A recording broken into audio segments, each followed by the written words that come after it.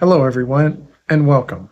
Today is May 26th, and we're reading through some of the truly powerful Psalms today. Psalm 131, 138, 139, and 143 through 145.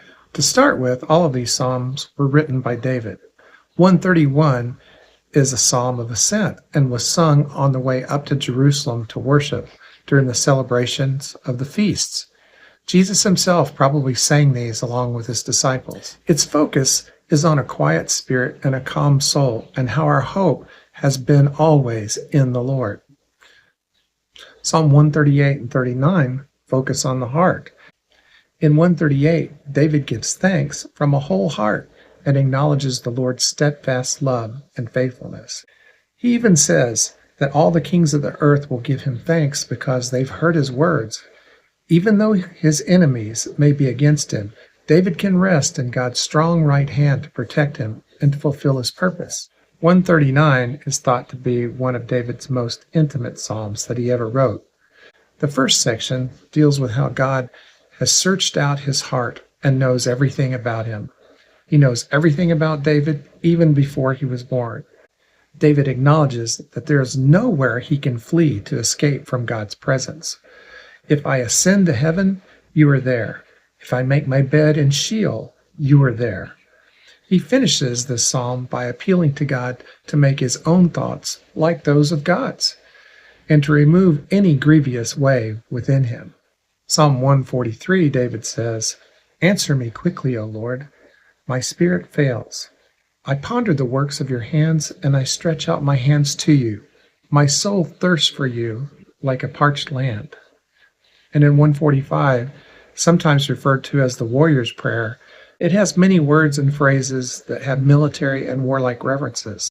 It's David's declaration that God is the source of his victories over his enemies and the provider of his needs, that we may be but a breath like a passing shadow, here one minute and gone the next.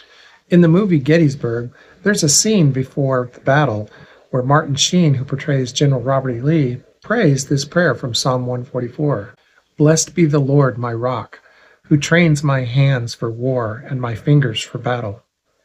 He is my steadfast love and my fortress and my stronghold and my deliverer, my shield, in he whom I take refuge."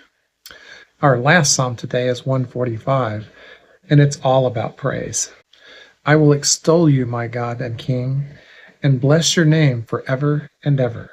David expounds on the greatness of God, how all the generations will declare God's mighty acts, that God is gracious and merciful, and God's kingdom is eternal.